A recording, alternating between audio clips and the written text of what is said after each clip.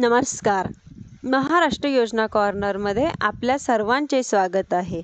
आजच्या व्हिडिओच्या माध्यमातून आपण बघणार आहोत शबरी आवास योजना संबंधित संपूर्ण माहिती आपण आजच्या व्हिडिओमध्ये जाणून घेणार आहोत.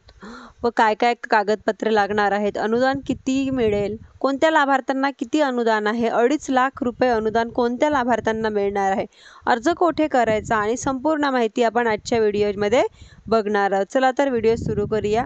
या ठिकाणी बघितलं तर शबरी पारधी आदिम आवास योजनेअंतर्गत आदिवासी विभागाच्या यांच्या मार्फत GR तुम्ही बघू शकता. त्या अंतर्गत अनुसूचित जमाती साठी 270 चौरस फूट घरकुलासाठी या ठिकाणी अर्ज करता येईल.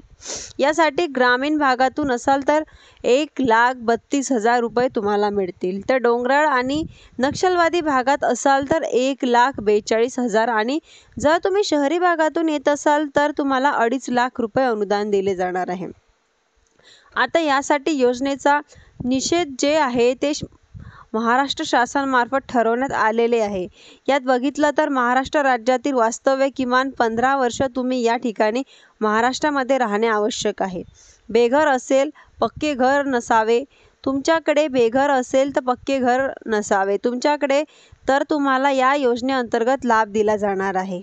लाभार्थी सामाजिक आर्थिक आणि जात सर्वेक्षण 2011 चे अनुसूचित जाती अंतर्गत प्राधान्यक्रम यादीमध्ये GPL बाहेरील असावा.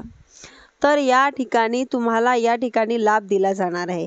या ठिकाणी लाभ घेण्यासाठी तुम्ही स्थानिक स्वराज्य संस्था म्हणजेच की ग्रामपंचायतमध्ये या ठिकाणी अर्ज करू शकतात. अर्ज केल्यानंतर तुम्हाला तुमचा जो अर्ज आहे पंचायत समितीमध्ये जातील आणि त्या ठिकाणी तुम्हाला राज्य सरकारमार्फत जे आहे पंचायत समिती तुमची शिफारस करेल. त्यांना घरकुल नाही, त्यांना घरकुल मंजूर करण्याबाबत. तर अशा प्रकारे बघितलं तर तुम्हाला घरकुल पाहिजे असेल तर लगेच ग्रामपंचायतमध्ये जाऊन तुम्ही अर्ज करा.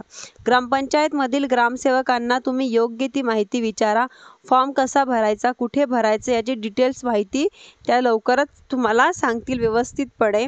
तुम्ही जर माझ्या चॅनलवरती पहिल्यांदा आला असाल तर चॅनलला लाईक, सबस्क्राईब आणि शेअर करायला विसरू नका. धन्यवाद.